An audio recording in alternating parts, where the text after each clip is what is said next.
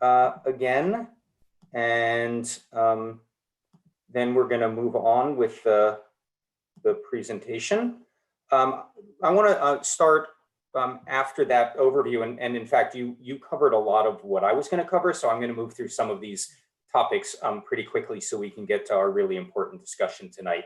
But I want to start with the social context that we're living in now, and start with a real acknowledgement that between the protests that are going on over police brutality, as well as the impacts of COVID, we're seeing a sort of greater recognition of the injustices that are occurring overall throughout the United States. And you know, it's a very challenging topic to talk about. It's very emotional for a lot of people. There's varying levels of knowledge about what racism is and what equity means. And so what we want to do is really kind of bring everyone onto the same page with these conversations and think about how we can incorporate these concepts into the general plan, which, as you all know, is the city's constitution and guiding document. So, you know, we know that in recent months, there have been lots and lots of demonstrations against police violence. These photos are actually from Thousand Oaks. The most recent was the killing of George Floyd. However, clearly, he was only the latest in a long string of deaths that have occurred at the hands of police overall across the country. And again, I'm not pointing out Thousand Oaks here. I'm just saying that this is what's been happening all across the country. These images here are actually from demonstrations that were going on in Thousand Oaks. So this is very relevant for the city. Concurrent with that, we have COVID, and I know everyone has been impacted by this, and everyone has been severely impacted by COVID. Unfortunately, when we have something like a pandemic, it actually disproportionately impacts certain segments of the population. In particular, these are numbers from California for COVID deaths by race and ethnicity. And what we can see, the green is the percentage of deaths and the blue is the percentage of the population.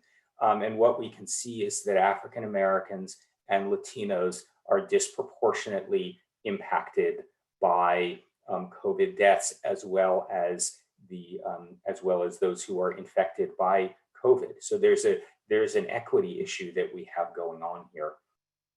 In addition, because of COVID, we have this incredible economic crisis that's going on and extremely high unemployment rates in such a short period of time. And the unemployment has hit Latino, Black, and Asian populations a lot harder than it's hit the white populations. The national average, you can see here in the vertical dotted line, and that Latinos, Blacks, and Asians are all higher than the national average in terms of unemployment. And so there's an economic impact. And then when you have a health impact and an economic impact, this is what Dr. Freeland was talking about when we start thinking about what are the cumulative impacts that are going on here and that can impact people's health.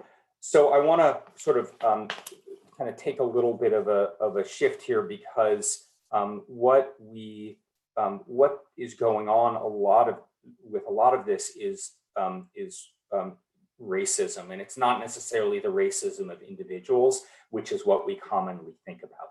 And so I want us to be on the same page here about these different types of racism. There are generally two types of racism that really impact a general plan and planning, and those are institutional racism and structural racism. When we say institutional racism, we're really talking about the discriminatory treatment, unfair policies, and inequitable opportunities and impacts based on race that are produced and maintained by institutions. When we say structural racism, what we mean is a system of institutions, so institutions working together that interact with one another to generate and reinforce these inequities. It essentially normalizes and reinforces the existing dynamics that advantage white people while producing cumulative and chronic adverse outcomes for people of color. So I know it's a little bit challenging to think about some of this, but if you all remember when we had the Happy City presentation by Charles Montgomery, as he talked about zoning and the racism that occurs with zoning and redlining. And those are actually examples of institutional racism that have happened over the years. And then we think about this question of what is equity. And I want to differentiate here between equity and equality. So equity is when, or equality is when everyone gets the same amount. So for example, everyone gets a bonus of $100. That is equality. So everyone gets the same amount, but because people are starting at different levels, they're still, as you can see in the image here, they're still, people are still at different levels here ultimately. And what we really want is equality, where everyone ultimately ends up at exactly the same place. So everyone has what they need for everybody to be equal. And that's really what we're trying to achieve here with the general plan overall. And what we try to do in planning is we try to get to equality and trying to get to equity. And you can't have equality unless you have equity. Then there's a term called the social determinants of health. And this is a sort of a busy slide, but I want to go back a little bit to what Dr. Freeland said, which is planning and zoning really started by addressing the health from land uses. And it was dealing with essentially disease and injury. And that's what we call the downstream effects of these land use decisions. And that's what you see sort of on the right. But over time, we've all learned that there's other things, upstream decisions that are made that lead to the downstream impacts. And so the public health field for a very long time was really dealing with these downstream issues. They were dealing with the chronic diseases and communicable diseases. But what we've realized is that in order to solve those diseases, we actually have to look upstream. We have to be like a salmon swimming upstream and actually deal with some of these really challenging issues, such as the social inequities, the institutional inequities, and the living conditions that some people are in. And what we do know overall, and as Dr. Freeland so wonderfully pointed out and eloquently pointed out, there are disparities nationally according to race, ethnicity, and income that are disproportionately impacting low-income and people of color. And that's really this concept of environmental justice that we're trying to get at. And really broadly, what we're really thinking and talking about and what we're trying to get to is healthy and equitable communities. And there are all of these factors that go into healthy and equitable communities. It's not just it's not just income, but that matters. It's economic and job opportunities. It's where you live. It's whether you have access to healthcare, whether you have access to parks, whether your neighborhood is walkable, whether you live in an area where there's pollution and toxics. And all of these factors, again, are these cumulative factors that add up to how healthy some people are compared to others. And what we're trying to do, again, is to get to equity, to make it so that everybody is healthy and everyone can live in a healthy and equitable community. And so what we're going to do, and I'm going to give some background information, but then what we're going to do tonight is we're going to think about together, what does it mean for Thousand Oaks to be a healthy and equitable community? And what can we put into the general plan so that that the community is more healthy and equitable than it is today? And every community, regardless of how well they're doing, and Thousand Oaks is doing really well overall, but every community has the ability to do better. And so I want us to sort of encourage us to think through that.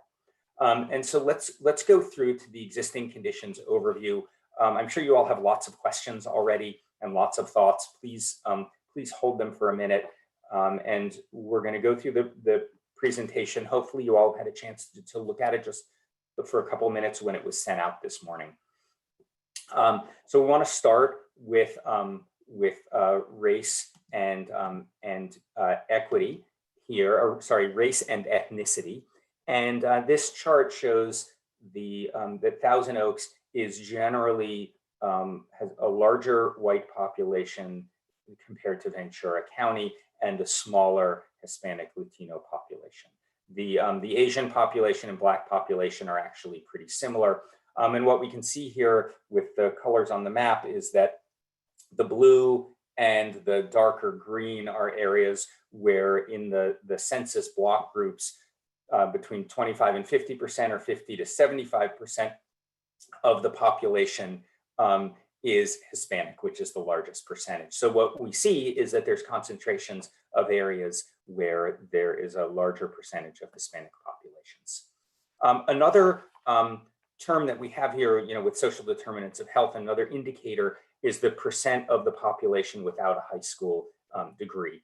And education is very strongly correlated with health outcomes because it provides people, if you have the higher the education, the better access you have to a well-paying job, the better access you have to healthcare, to a quality place to live, to healthy foods, so to access to parks. And so what we see again is that there are census tracts in the city where the 25 to 30% of the population, of the adult population, does not have a high school degree. There's a small area where it's 30 to 62%. I don't know what's going on with that one area, but there are these pockets where there's a large percentage without a high school degree. Now, overall, Thousand Oaks is doing much better than the county and the state as a whole. However, there are these geographic areas, and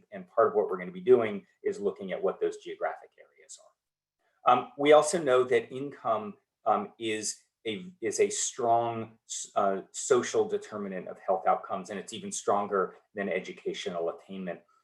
As with high school and education, it is linked to where you can live, whether you have access to healthcare, whether you have access to healthy foods. And what we see here is that in the city, there are disparities along racial and ethnic lines about the income of the median household income of a household. The median is just over 105,000. And what we can see here is that Black, African American, and Hispanic Latino are below the average. And then Asian and white, white is actually right at the average, and Asian and American Indian and Alaskan Native are well above the line. So what we see is, again, disparities in income across the city. This is a map of where that is. And so again, we're starting to see some of the same geographic areas that have a higher percentage of Latinos and a lower educational attainment level, and also have lower median household incomes. And then we look at poverty. Overall, interestingly, the city does not vary very much across racial and ethnic lines, not as much as you can see Ventura County here, but there are still pockets where you have large percentage, 15 to 20% of the population that or higher, that is considered living in poverty. So again, these are areas of social determinants of health that we want to look at. Switching over to health outcomes, overall, the city is actually doing really well. But compared to the state average is 80.9. This information here shows the county, and so the county itself is doing overall really well compared to the state. But there are disparities along racial and ethnic lines here, although not as extreme as what we've seen in other jurisdictions. Looking at health outcomes, we have asthma, and this is asthma emergency room visits per 10,000 people. The city is doing well compared to the state. The state average is 47.61. The county is 13, so the county is really low. So there's a bunch of areas here in the city that have higher rates higher rates than the county, but lower than the state. Diabetes is another health impact that we see, and overall the city is doing much better than the state or essentially the county as well. We have the majority of the area is less than 9%, less than 9 people per 10,000 who have diabetes. So again, the city's doing really well in this indicator.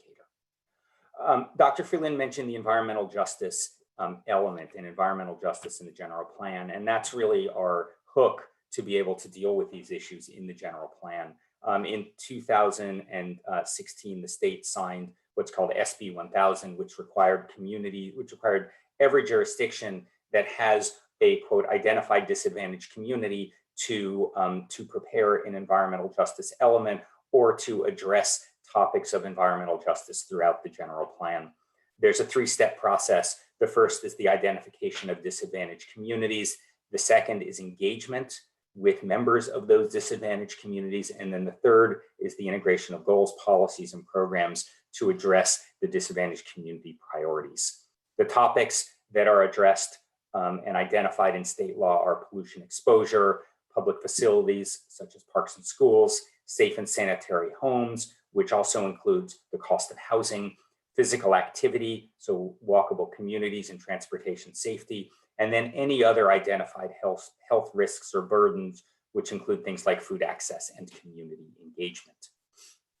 So we went through the process, and actually the state about 3 weeks ago finally came out with their revised guidance for how we do a screening for disadvantaged communities. And actually that revised screening has changed the city's status for disadvantaged communities. So the first method that you do is there's a state tool called CalEnviroScreen, which essentially looks at the broad, it's an indices of a combination of income and race ethnicity combined with environmental pollution, and you get a score. And if you're in the 25 worst percent in the state, you're considered a disadvantaged community.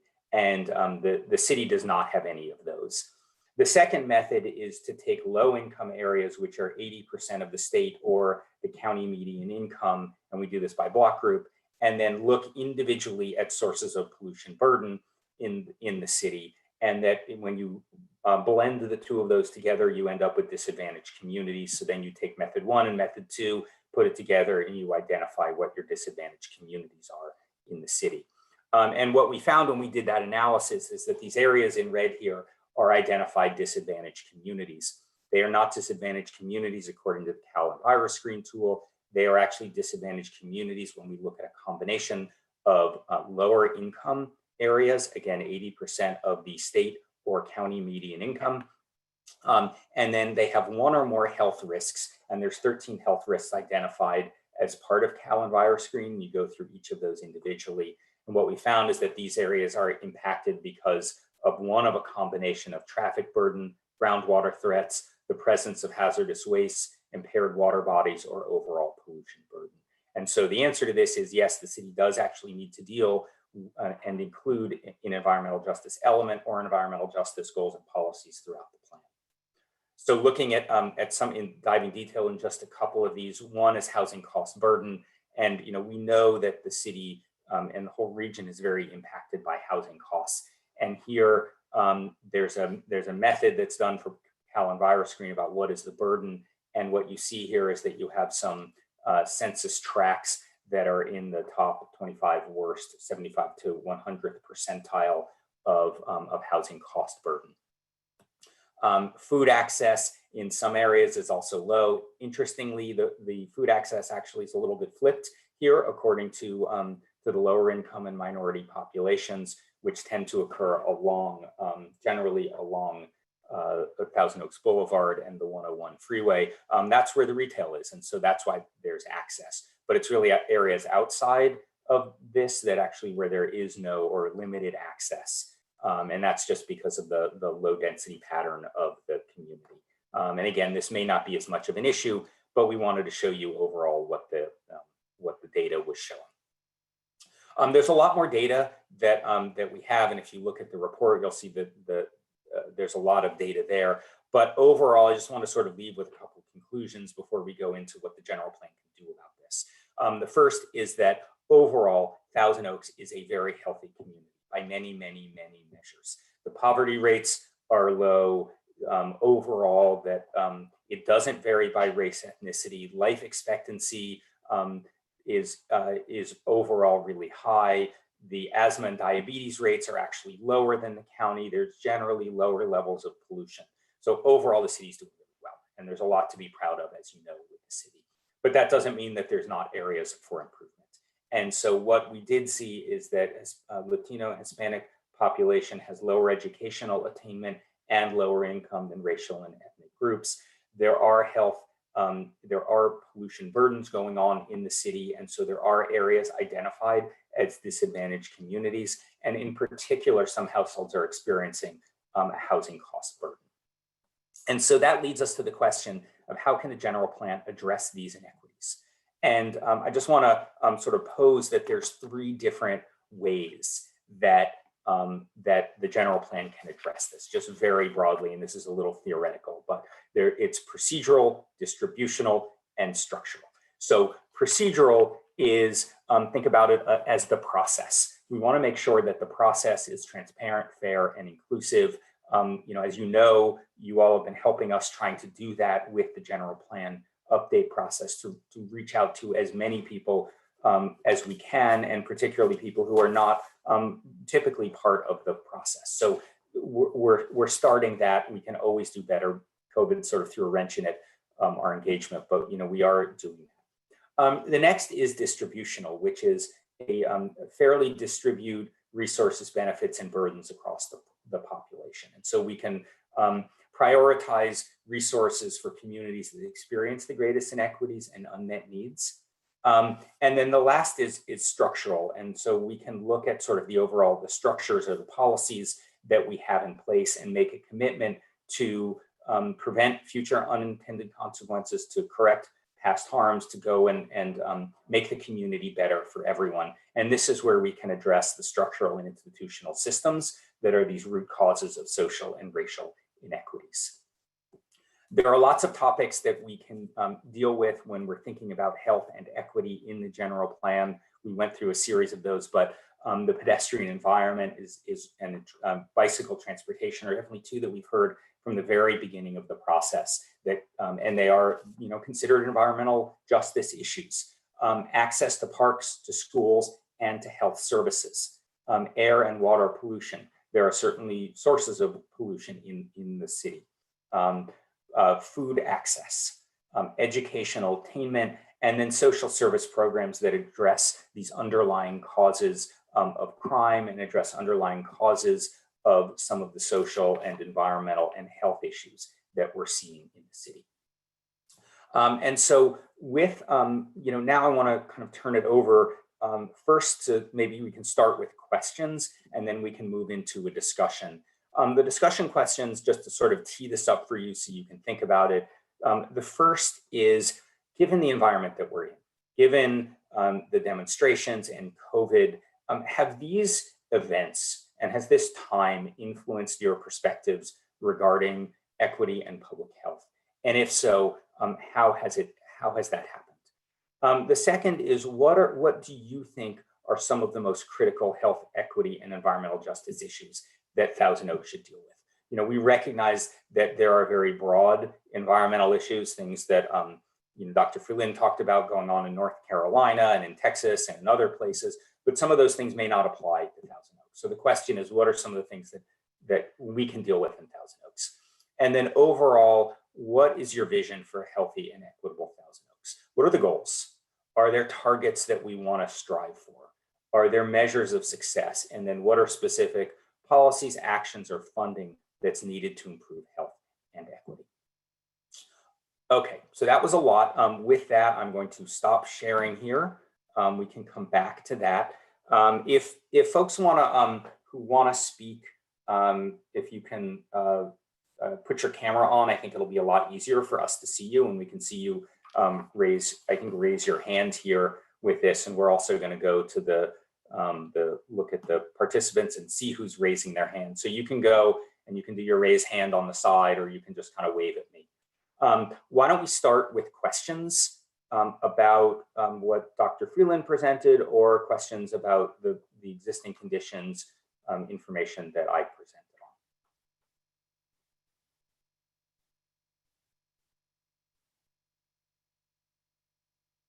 on. No, I don't see any questions here yet. Anyone? Okay, Rory, I see your hand up. Yes, one thing that occurred to me is that I haven't heard of any controversy in Thousand Oaks, maybe it's out there, on the issue of gentrification, which is a big deal in other parts of Los Angeles. Is it just because rents are so high anyway, it doesn't really matter? Or do we have redevelopment going on that's pushing out people who have lower rents right now? Yeah, that's an excellent question. I think you sort of answered your own question there. There are what we, and staff, please jump in here, and Dr. Freeland, but I think what we're seeing is that there's not the disparity that you have in other communities, like in Los Angeles, and there's not the kind of push for new people to move in who are going to bump those people out, and that's what we end up seeing. And so we don't have that disparity in housing in Thousand Oaks. Dr. Freeland, you want to jump in?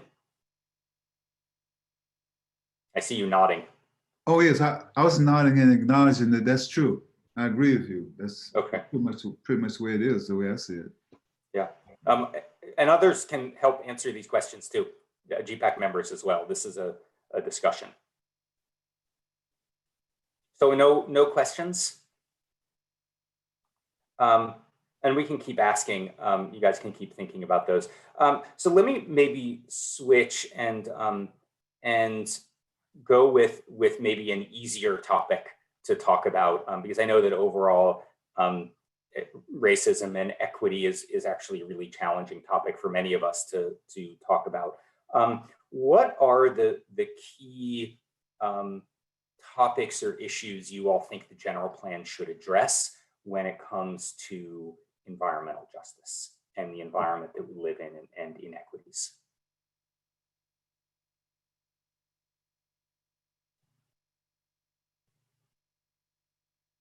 Anyone? General plan's not going to write itself, people. Chase, you want to? Well, if I could ask a question, just to sure. What type of industries are in Thousand Oaks that would generate, say, environmental problems, or are there any? That's an excellent question. So I think that there's manufacturing that is happening over in the biotech area that could have impact, and I think there's legacy pollution there.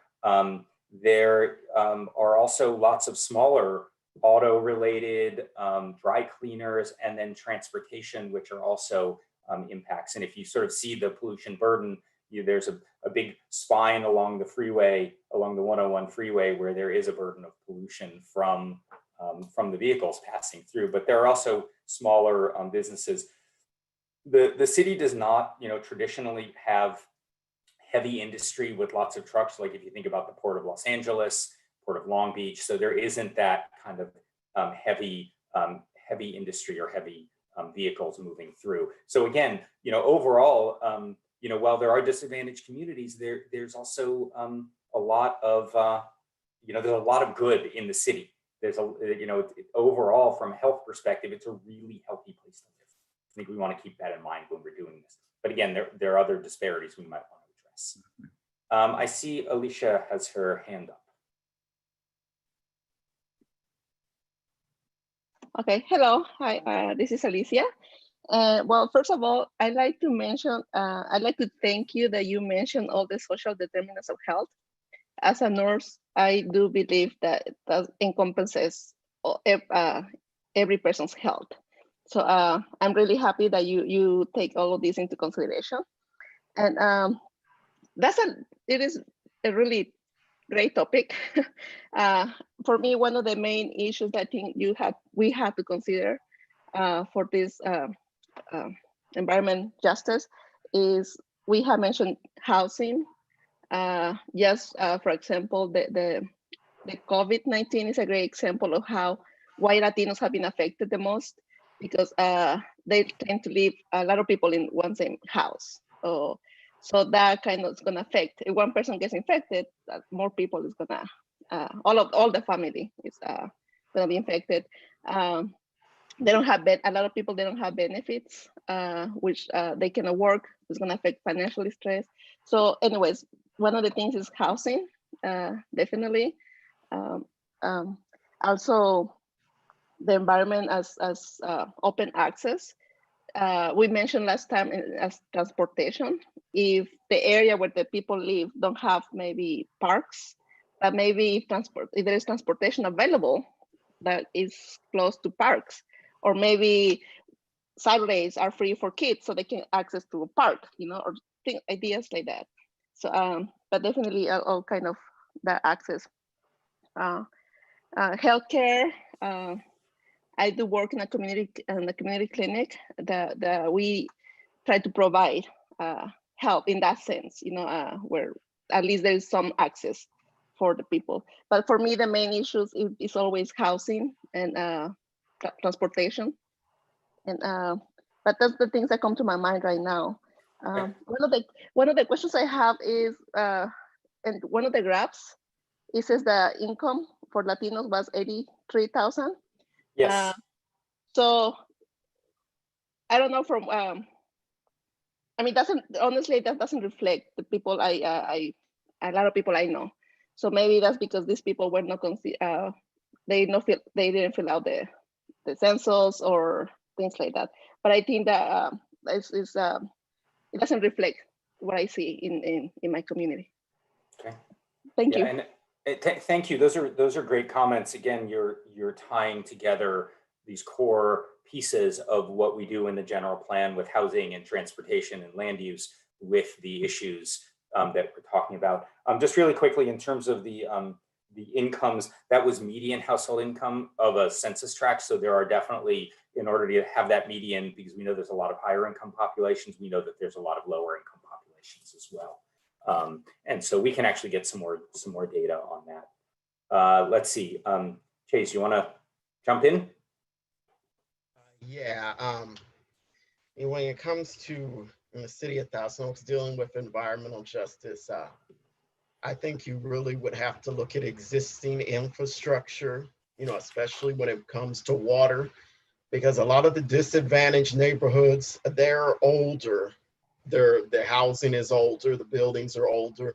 They are the older neighborhoods, and those are neighborhoods where, you tend to have some problems sometimes, and problems you may not realize would crop up, because in the past you did have building standards different, and not all the time that information is not communicated into the future, and there's things we don't know. So as far as, especially with water, that is where we really have to be careful and what we have to look at, because these neighborhoods they're old. I live in one of the neighborhoods on the map that is labeled as having some disadvantages, and that is a concern of mine. Older infrastructure, what's going to happen with that, what's going on, and I think we have to really look at that. Okay. Great, thank you. Tara, you're up, and yeah, go ahead. You're on mute still. Sorry. Good evening. I just wanted to comment, echoing some of the comments about housing, and obviously people being disproportionately impacted by high cost of housing. And one of the things I noticed, and I know we can't carve the data in every different way. And thinking back to our housing presentation, I can't remember how, if we broke down renters and what the demographics of renters versus homeowners, because Thousand Oaks has a lot of homeowners in the community. And then I just also wanted to, of course, address homelessness, as that is my primary work function, and am passionate about that issue. And just want to raise that homelessness is also an area where we see people of color disproportionately impacted and become homeless, or more at risk of becoming homeless.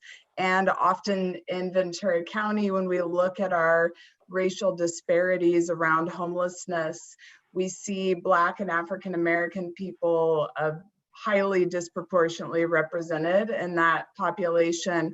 And then they end up staying homeless longer, not because they don't have access to services, but because it's harder for them to obtain housing. And so I think that's something that is not unique to Thousand Oaks either, and something that we should be including in the discussion around the general plan. Thank you. I don't see any other hands up right now, so maybe we can dive into a couple of these topics in a little more detail. Tara, if talking about homelessness and equity, I'm going to put you on the spot here. What's your vision for what a more equitable community would look like when it comes to housing and homelessness? And Alicia, you should jump in here as well, since you commented. Sorry, I'm putting you guys on the spot. No, that's fine. Thank you. I mean, I think having more housing that is accessible to people at all income levels, that, obviously support the people that work in our community. And so you end up, your community, I feel like Thousand Oaks could be more diverse if there was housing that was accessible for all of the people that work in the community. And then as far as homelessness, one of the things I'm often talking about is access to services within different cities in Ventura County.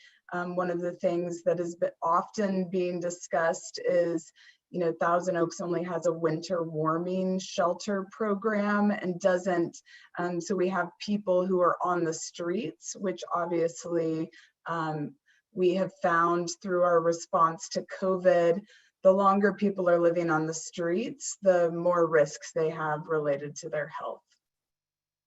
Okay, so some of it is about providing a higher level of services year round. Yeah, I think that helps then people work on a housing plan and have access to housing resources that may be supported by the city when you have those services. Okay, great. Alicia, your hand is up. You want to jump in? Well, a couple of things before I forget from the recent comment is that when I know homeless people have access to different shelters or food, different churches. Like I think they do have each church have provides access to them once a week. But an issue is that they don't have transportation. So sometimes for the homeless people, they cannot go from church to church because they're far away. So they don't have access to those services that are out there. But that was just one comment. But I do agree on the access to housing, to have, apartments that are environmentally safe, where there is no cockroaches or, people, some of the people are gonna look for the cheapest places. But then these places they're dirty, or, there's a lot of things going on. So access to them, like where they can rent an apartment that is not expensive, but is at the same time clean and healthy environment. So that's one. Maybe having more apartments. I don't know the regulations, but that's one thing. And one of the things I want to take advantage of, make a comment, is I rent a house with roommates. And then I'm talking to other people, they also rent houses. So I'm just thinking, what percentage of the houses like the people own are for rent? Because if a lot of houses are people buy them or own them and then they rent them, that's more like business. And then the people that want to buy new families or the people that want to buy a home, they can't because I don't know, it's just an idea that I have. Like I know a lot of people they buy a house and they rent it. So I don't know what the policies around that, but I think that could be an issue too for new homeowners if it's kind of closing their access to that too.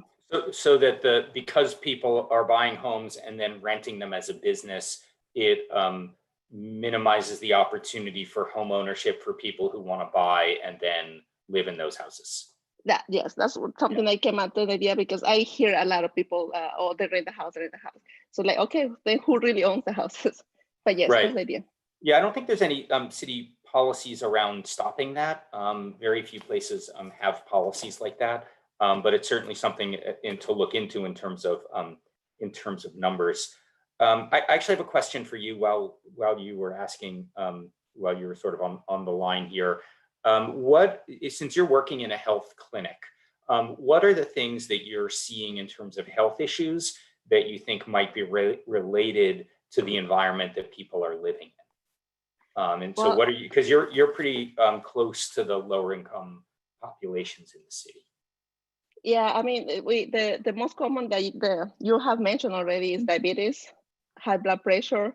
And so again, like Dr. I'm sorry, I forgot his name, sorry, I apologize. That he mentioned that all because they don't have access to places to do physical activity, or they don't have the financial means to buy healthy food. So those are the main ones, diabetes, high blood pressure, high cholesterol. And so those are the mains and it's related to working a lot, not having the money to buy healthy foods, and lack of physical access and time for physical activity. Yes, that's one example of if both parents are working, and then the children, they just eat whatever is not eating whatever is accessible to them. Are you seeing high rates of diabetes in children? Well, we don't see children that much because okay. they insure they have their own doctors, so I cannot say much about that. Okay. But definitely the parents, yes, a lot. Right. Okay. So those are important health issues that relate directly to the built environment that we're talking about. Nicholas Snick. Yes, sorry, just wanted to quick follow up on a minor point that was made about apartments. I talked to, because I didn't grow up in Thousand Oaks, but I talked to some lower income folks who have grown up in Thousand Oaks, who I know. And that was the topic that they wanted to talk about, was the lack of affordable housing. They were specifically looking for apartments. And I think one of them mentioned that it was to the point where they could identify specific apartment complexes by name because there were so few that they knew all of them and had looked at literally every apartment complex in the entire city looking for places to live because they just weren't that many options. And that led to the decision for a lot of them to actually leave Thousand Oaks because they did not see a place for themselves here. Okay, and then when you say lack of affordable housing, you mean low cost housing, not deed restricted, right? You just mean housing that people can afford. Housing people can afford, yes. That that they did not have established careers and they didn't see a place for themselves to even live here. The ones that did find other alternatives are still cost burdened, and I have known people who have put off getting access to healthcare as a result of having to spend too much money on rent, and have put off going to hospital for a few days because it might go away. I can't afford it. So. Okay. I want to come back to that. that broad comment and the comments that we've sort of been saying about the environment and maybe pose something challenging. But before we do that, Emily, you had your hand up. Yeah, I wanted to tag on a little bit to the conversation that was happening right before Nick spoke, dealing with diabetes. And although I don't fall into the category of those with, I think anytime people say diabetes, what they mean is type 2 diabetes. I happen to have type 1 diabetes. But I wanted to comment as someone in the, I guess we could call it, world of diabetes, that access to healthy food is, I think, really, really commonly overlooked, because most of us in this community are able to just kind of pop into our cars and go get food from places. But I know that for myself and my own personal struggles with health associated with diabetes, food is kind of a constant consideration. It's always on my mind. And if you told me that I had to, maybe I couldn't drive to get the food that I wanted, I would not be able to eat the same. So anyone that's in a low income situation that maybe walks to get their food, which honestly, walking to get my food would probably be better for me in the long run too. My closest options would probably be fast food and gas stations, which isn't great. And then I think of where a lot of there's one of my best friends lives in apartments on TO, and the closest place for them to walk to get food is Whole Foods. And that doesn't necessarily add up either. So I just wanted to put that out there. Yeah. Well, and you know, I think that's a really good point. And sort of going back to some of the conversations that we've had in the past, you know, this group in particular, the General Plan Advisory Committee, when we did our little interactive exercise about where new uses should go, a lot of you all put kind of neighborhood centers where you could walk and access foods, and also places to hang out. So it's sort of a common theme that I'm hearing, and Emily, I think that reflects what you're saying. Are there other comments, or can I be controversial for a minute? I'm going to be controversial. Apologies to the staff. You know, I think I just want to sort of throw this out there. The city has done an amazing job of creating this wonderful place. And one of the things that we've heard throughout a lot of the process is the desire for diversity in the community. And I just want to sort of posit that the way the city has evolved over time has essentially closed the door to a certain segment of the population that could live here. And that there's an opportunity in the general plan to create a wider diversity of housing types, which you all have talked about. But I think what that will also do is change the dynamic about who is living in the city. Because if you have more apartments and more lower cost housing, not necessarily quote unquote affordable, I think what you're going to see is a greater diversity in the city. And I guess I wanted to get the reaction to that, which is that, you know, that has the city in the past, and you know, I don't think it's been intentional necessarily in this, but, you know, have their practices essentially segregated Thousand Oaks from other communities to not have a certain segment of the population in it? And if so, is that something that should change? Oh, I actually do see a hand. Jays, that's great. I was thinking I was going to hear crickets after that comment.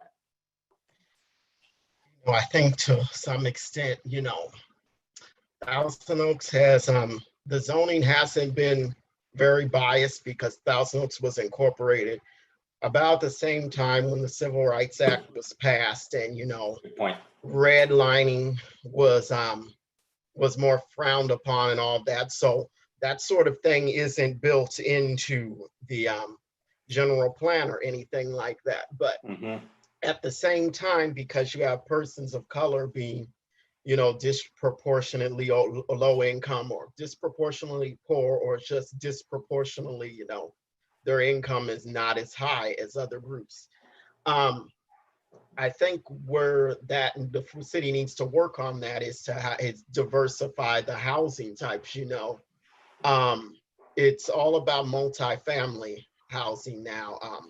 That's where you're going to get more diversity, and that's where you're going to get more people housed. And we pretty much know that these big housing tracts that went up in the 60s and 70s, we know that's not going to happen anymore. But diversification of housing is one thing. And the second thing is it mostly comes from people, you know.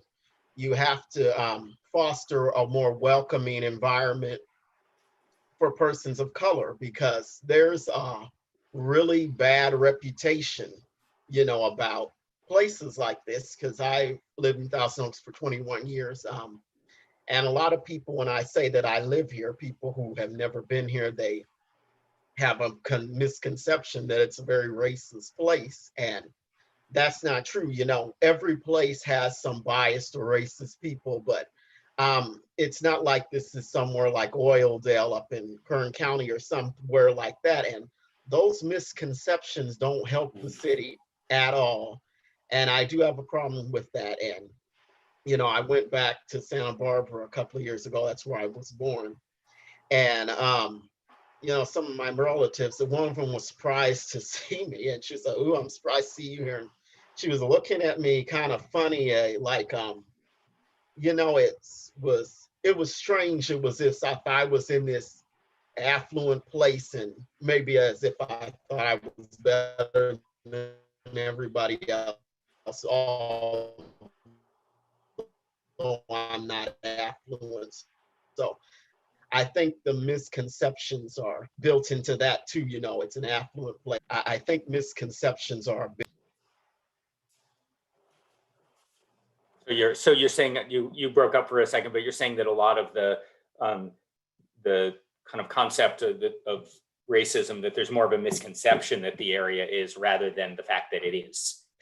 Yeah, I think there is a real misconception. I think the city has to work on that. And that comes a lot with the residents stepping forward. I think we can't rely so much on government to do everything. I mean, as residents, I think a lot of us have to step up and say, you know, well, we have a community. It's not as diverse as other communities, but, you know, it's 31%, about 31% non-white right now. So that's moving towards being pretty diverse. But yeah. I think what we really need to do is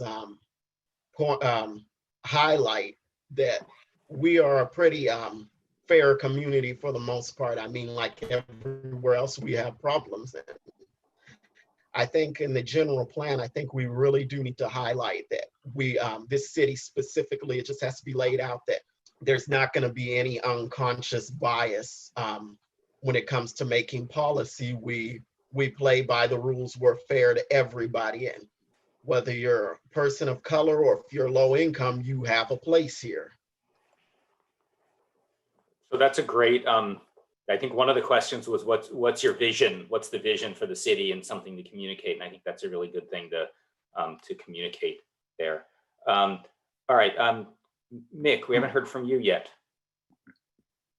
So yeah, thanks for coming in. I thought in some ways, one of the things that led Thousand Oaks to kind of meet the general plan and get to this point of where we are was sort of knowing the history of the sort of the rapid growth of Southern California in general.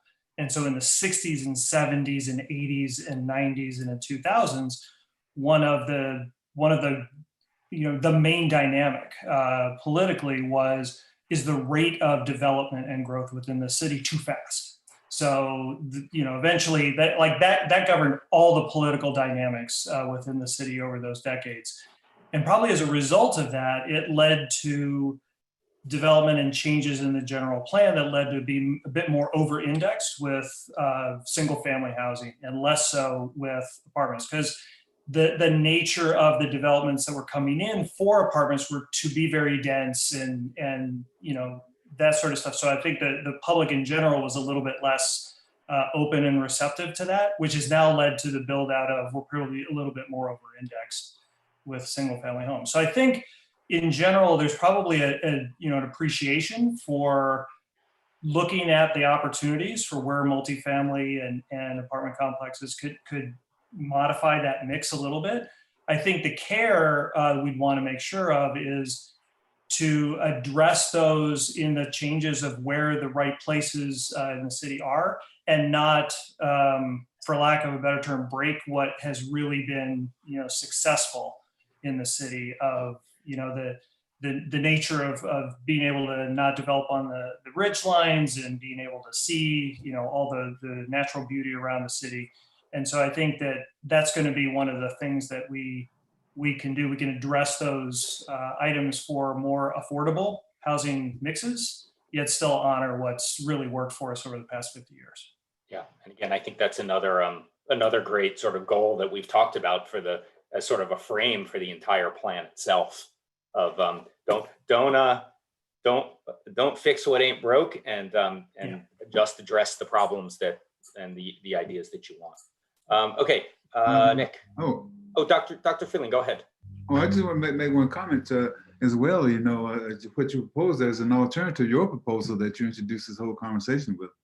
Say, for example, and I know it's difficult to bring this up in economic hard times, but let's just say that the corporations that are here, the high-tech corporations, and I think a lot of this started anyway during the defense industry, during the Cold War, sort of helped develop this whole area.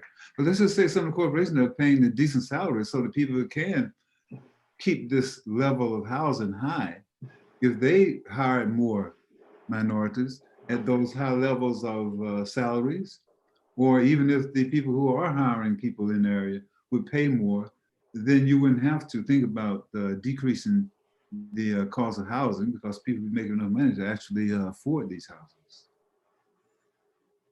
Mm-hmm.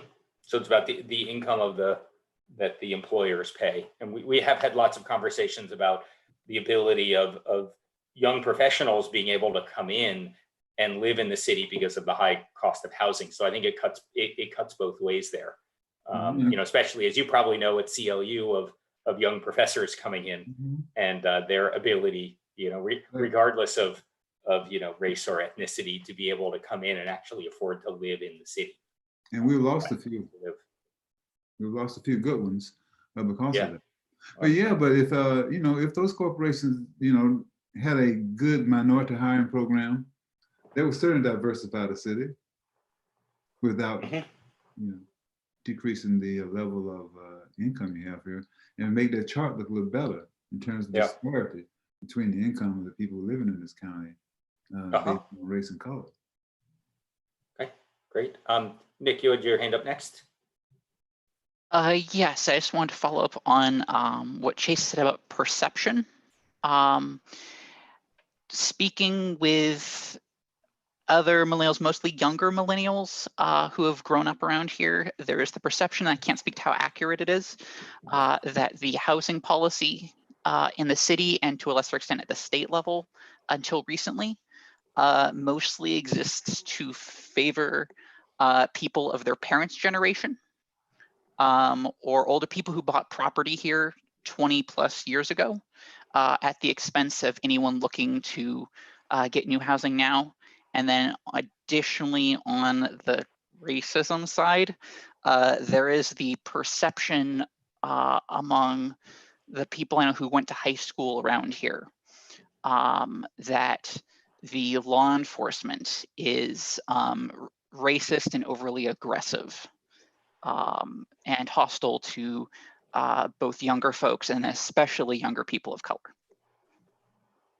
So I just wanted to mention that in terms of perception issues. Yeah, that's interesting. I think one of our future meetings, I think it's in September, if I remember correctly, although Melissa can correct me as she always does with things, that we're going to be talking about community safety more broadly, which relates to the demonstrations. And so I think we definitely want to pick up that thread about perception or feelings of safety, because sometimes the perception is as impactful as the thing itself.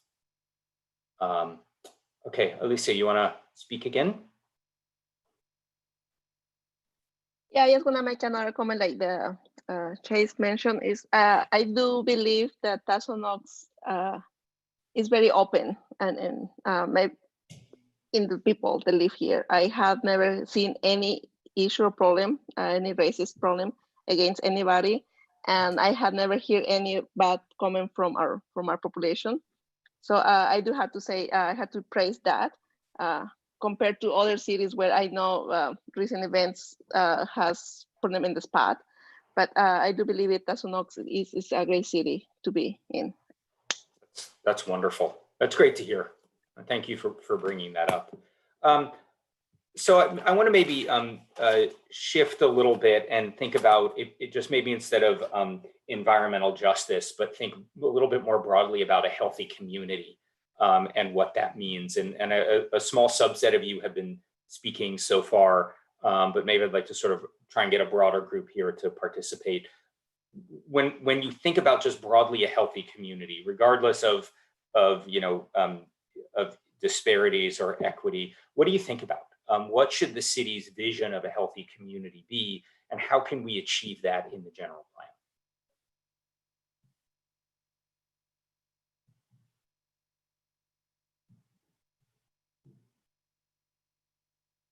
Anyone? And we've talked about housing, we've talked about transportation, we've talked about access to healthy foods. What else? Or do anyone want to kind of dive deeper in any of those? Nick, go ahead. Yeah, and so I'm gonna start calling on people if you guys aren't talking. This is why I'm raising my hand. So it seems to me that in any one of these things, so the environmental justice element looks like it's a brand new thing. It's something that the state says it's important for you to take consideration of in the development of your city.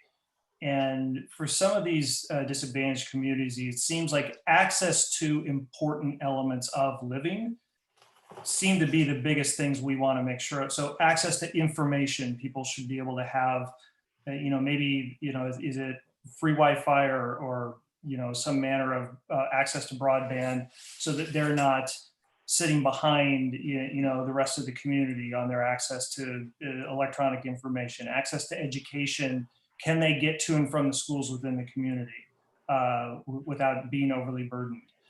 Can they get access to, again, healthy foods and access to the other aspects of retail and community, parks, the open space? Can they get to the trail systems if they want to get to the outskirts and be able to take a hike like everyone else can? So identifying those elements of access to important healthy civic living, I think, are the important elements that I can think of. And that seems to be one of the things that would be important to list out in that element.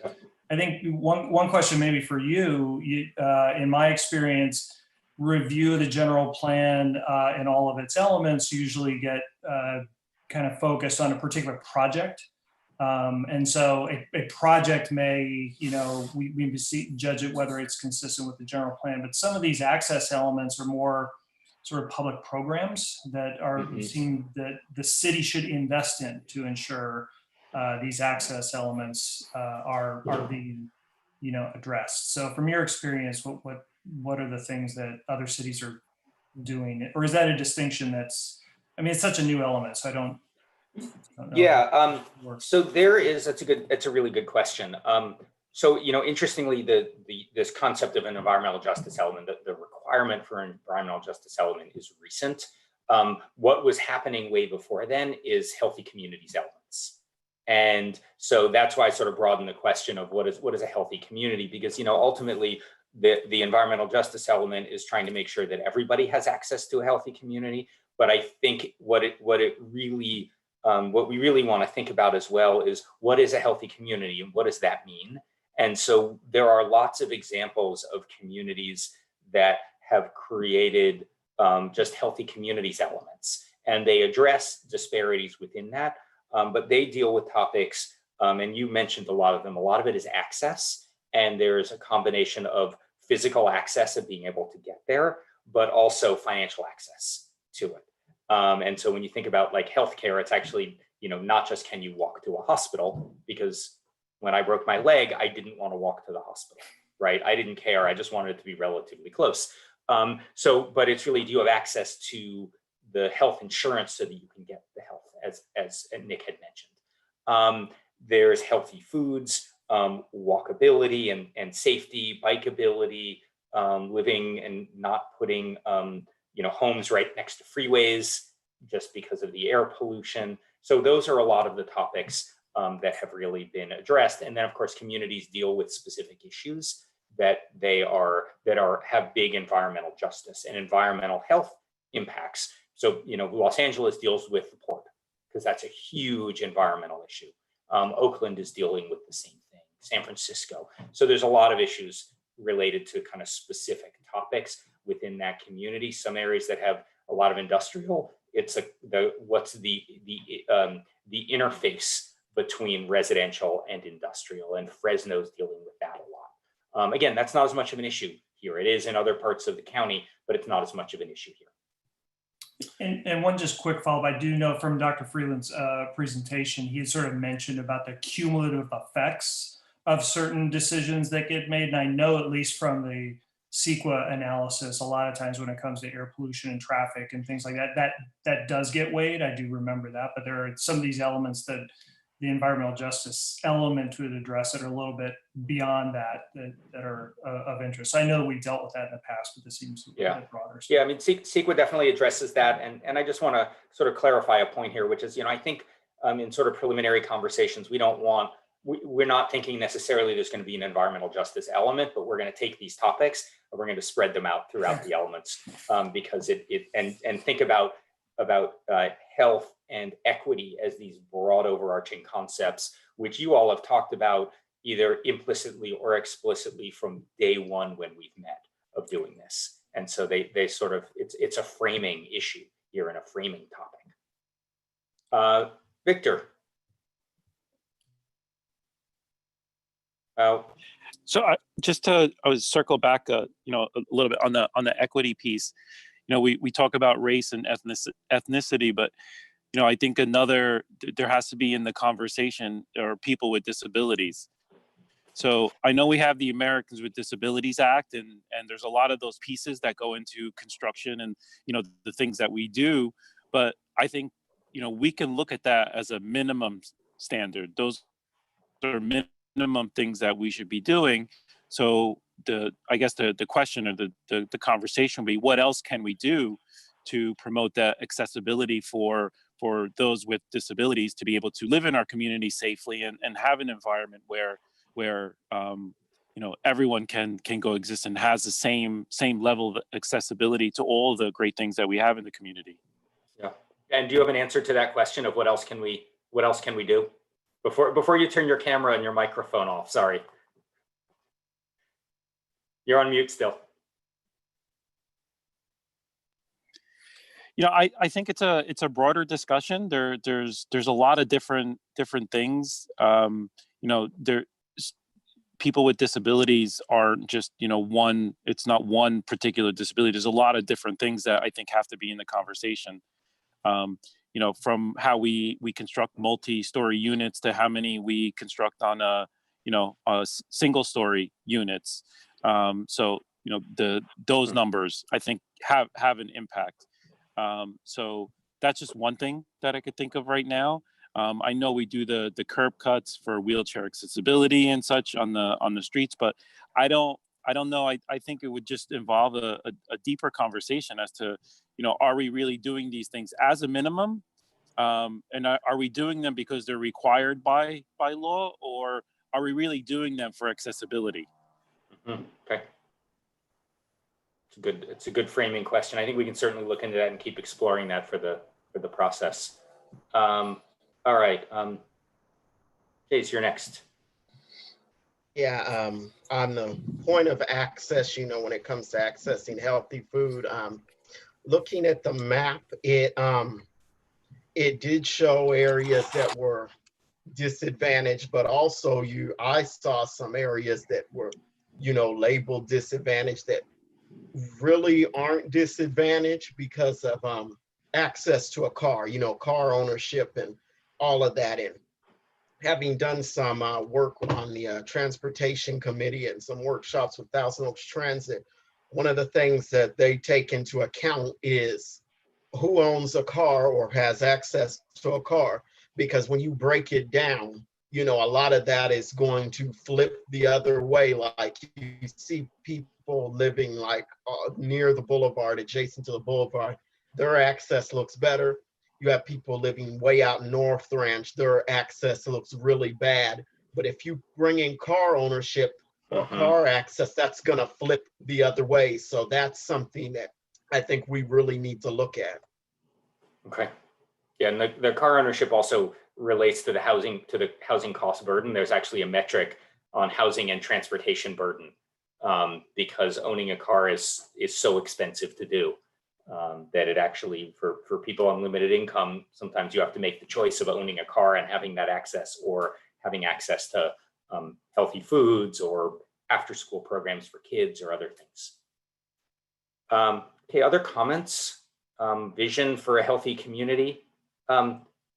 Dr. Freeland, what is your, what kind of advice could you give while other people are thinking, what kind of advice could you give this group in terms of things to think about moving forward for health and overall health, and then in particularly equity and environmental justice, that we as a group should think about for the general plan? You're on mute, sorry. Thanks. Yeah. I would think about this open space kind of concept. I know there's probably some pressure, maybe build some apartment complexes or more complexes than you just live in. But I believe that an open space area in just about every neighborhood is probably very important to health, because you can walk in these areas and there's clean and open air and you start to feel better. If you are stressed, for example, you feel better when you're walking in the park. If the sidewalks are nice, clean, accessible, those are nice. The neighborhoods are well lit, so that it feels safe to individuals to walk around. I think that's also important for a healthy living environment as well. And outside of breathing, the clean air, I would say if you build bicycle paths, maybe more people think about riding a bicycle. Well, certainly, we found out during the early stages of this environment, when everybody had to stay home and people weren't driving, how clean air got. All of a sudden, wow. So I think if some kind of way to do that. And then finally, if people just start, those who can afford to, start buying safer things, for instance, go electric or solar instead of and so on, those kind of things sort of help take care of some of the fossil fuels, that cause a lot of problems to people. Yeah, those are great points. Alicia, you have another comment. Thank you. Go ahead. Thank you.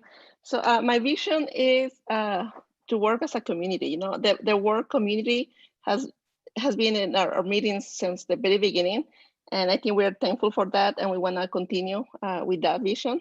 So, for example, to work together as a community, like if one organization provides one thing, and then a different organization provides one thing, and the city supports them. So it's like a network of supported services. So that's kind of my one of my visions, to have that, keep the idea of community work together. And yeah, that's pretty much. Another thing that I had in mind was, again, I'm thankful that you are looking into all the social determinants of health. And as of education, what are the red areas that you have in your map? I recognize that area. There is no open space, for example, right? But again, it's the idea of having access to the bus, or to have all buses transportation. But another thing that I think some of the students, speaking of education, some areas they may not have access to internet because maybe they can afford it. So I don't know, and I know public libraries have free Wi-Fi, but if the student cannot get to the library, then that's another issue. So I don't know how, if the city, or if that could be taken into consideration at one point, providing Wi-Fi, again, talking of equity, to those students. And that's just another idea that came to my mind. Thank you. Those are great. Yeah, thank you. Any other comments? Some of you haven't spoken. I don't want to call you all out, but does anyone want to contribute anything for tonight that is your vision of a healthy community? Victor again? Just to piggyback on the comments we just heard, I think the internet accessibility is really an important factor. We're seeing that with schools being closed, it's really a major challenge for a lot of families to have that internet access. And not just that, if we talk about, as a whole, as a community, I think if we make an effort to be a wired community where there's accessibility throughout the entire city, I think that's something that really we should strive for. Because internet use is now, it's as important as utility as electricity. So I think that's something that we really have to put on the forefront where, if we're looking at any developments, there has to be some requirements in there to put the accessibility for outdoor Wi-Fi that people can use and enjoy, regardless of level of income or anything else. Yeah, but it's a great point. I mean, I think I want to sort of tie it back to COVID a little bit, which is that it became obvious the sort of the disparities overall about internet and access to internet and how that led to education. And I know that the school district that I'm in essentially stopped education until everyone could have access to internet and technology. And so it just sort of exposed this gaping hole in what we as a society have and what everyone has access to. And so I think that's a really important equity issue. And I think, again, it felt like COVID kind of ripped the Band-Aid off of some of these things. To use a health medical term here, but rip the Band-Aid off of this and expose this as a real challenge for many communities. Probably less so Thousand Oaks, but many communities across the state. For sure, I think a lot of people have taken it for granted how easy it is accessible for some people, but now that the things have changed and the environment that we're in today is really exposing the challenge that some people have. Yeah. That other people really take for granted. So whatever we could do in that regard that can enhance the quality of life in the city for everybody, I think is something that we should strive for. Great point. Okay, Nick?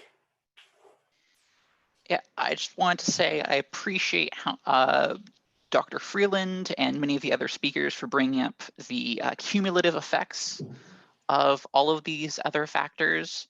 Because one of the things I find frustrating in many conversations about equity and justice is how much people tend to focus on a single barrier to accessing a service or to good health, and argue that, oh, well, this one barrier by itself is not enough to really bar someone from getting what they need. And I really like hearing people acknowledging that's not just about people who don't have transportation, it's about people who don't have transportation and who have a movement disability. It's about people who don't have access to easy, healthy food and who have diabetes, and how all these factors can combine together. And I appreciate all the work you have already done to find areas where there are multiple factors impacting people. And I would just think we need to continue that sort of perspective going forward about looking at how all these things intermesh and refusing to look at just one item in isolation and saying, we fixed it, it's good. And instead look at where the effects can compound upon each other. Great, thank you. It's actually probably good, as good a closing as I could have ever done. And so that was wonderful. I think maybe we should take our last time and go to public comment. Matt. Yes. I have one comment from the public submitted through Poll Everywhere. Is now a good time to share? Yeah, please. Okay, so regarding questions or comments for the presentation, this person submitted, from the information presented, it seems like traffic and air quality are the main issues that affect our city most. And that's the one comment we've gotten so far. Just a reminder for folks who are watching that you can submit comments after our presentation has ended, and we will get those and take them into consideration when we're doing our notes for the meeting. Yeah, and I think that is, across the city, that it was really traffic and air quality.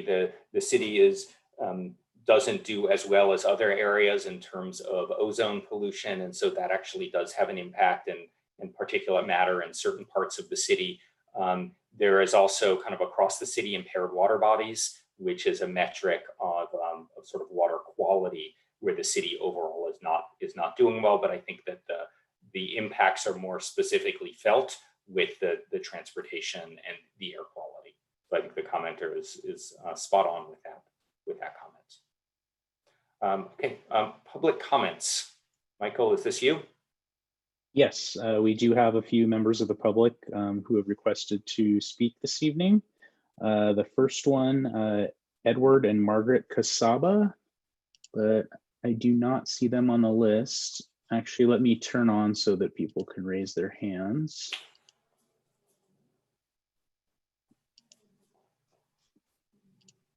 I see a couple of call-in people. Is Edward and Margaret Casaba one of the call-in people? It doesn't look like it. Okay, we'll go to the next one. And I'm just taking these in the order that people registered. The next speaker, Kurt Sauter.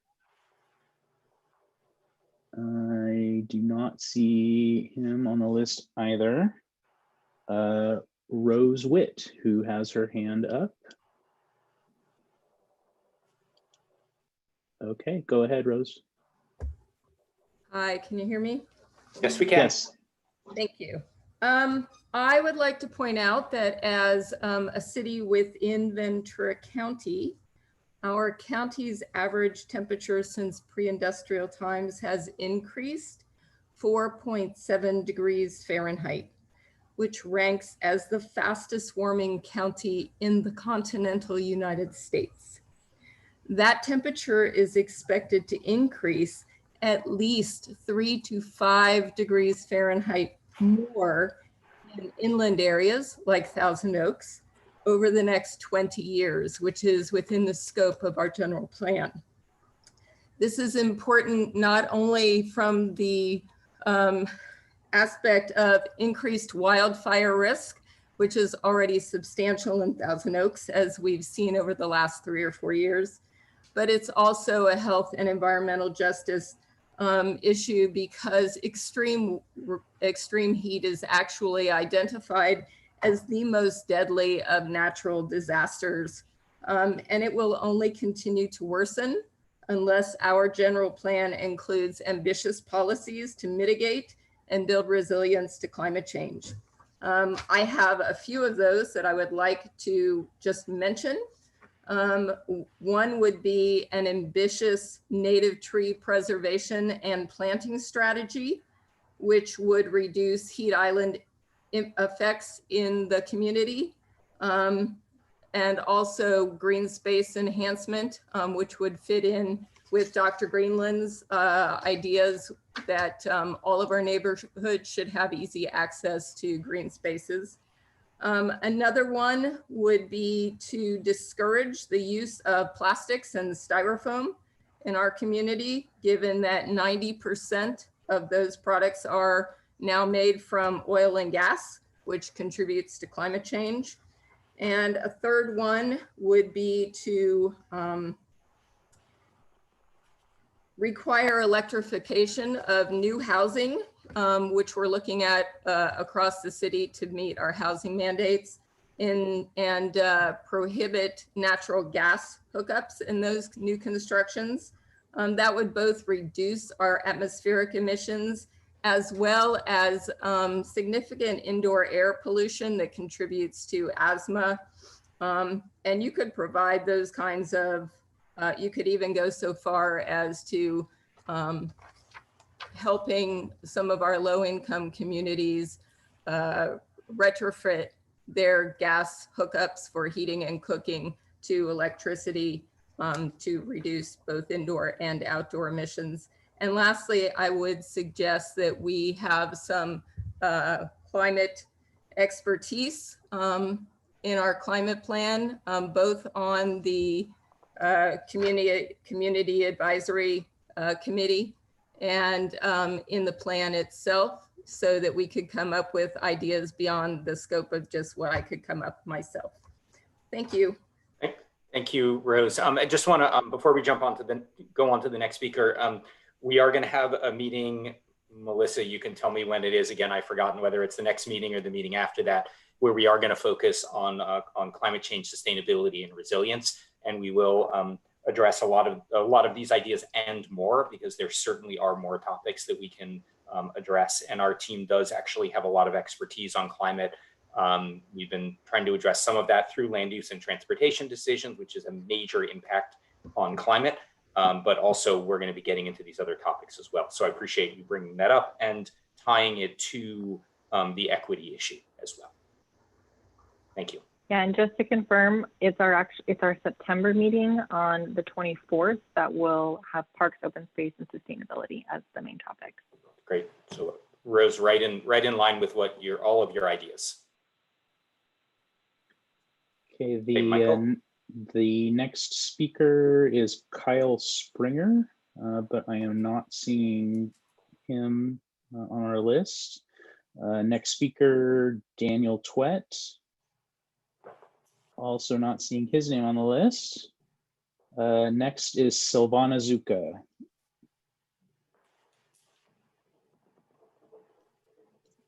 Sorry, I just muted you again. You should be able to unmute yourself, Silvana. Okay. There you go. Sorry about that. Thanks. As Chase said, to help with inequalities, I think we do need multi-family housing, but affordable multi-family housing. The stuff we're seeing go up right now is not affordable at all. And to address we need to address the low income housing problem, and if we don't make them massive, like the buildings that are going up now, then we won't also impact air quality and have a traffic burden. So we have to be thoughtful in the way that we do build the multifamily housing. So I hear a lot about building multifamily and affordable housing, but it seems like what's happening right now isn't what we need. So I don't know how you can make builders build what is really needed for the city, or if the general plan can address that in any way. So those are my comments. Thank you. Thank you. The last person who had requested to speak was Lisa Furch. I do not see her on the list either, so I will ask if there's anyone else attending who wanted to speak, if you would raise your hand and then we can call on you.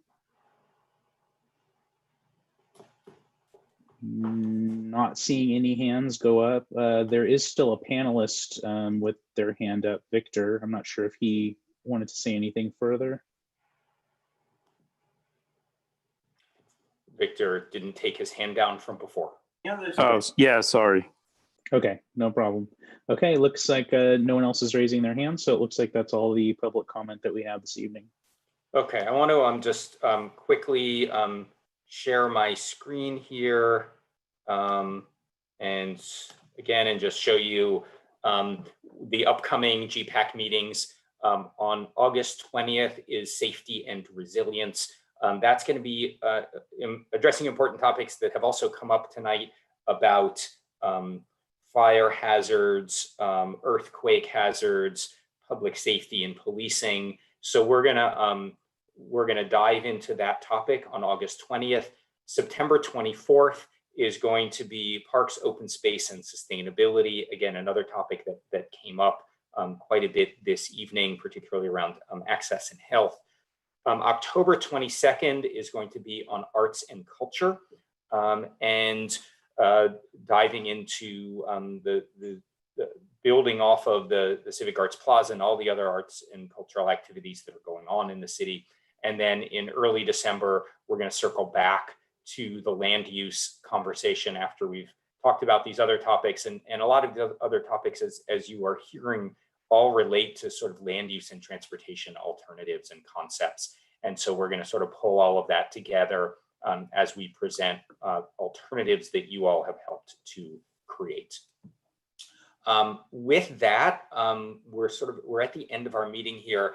I'm gonna, Dr. Freeland, I just want to thank you for joining us this evening. I thought your perspective was incredibly helpful. We really appreciate your time and your guidance with this, and we may be turning to you again for sage advice on this topic. And I think it's great to know and that there are resources like Dr. Freeland who are living or working in the community who can really help us think through these. So thank you very much for your time.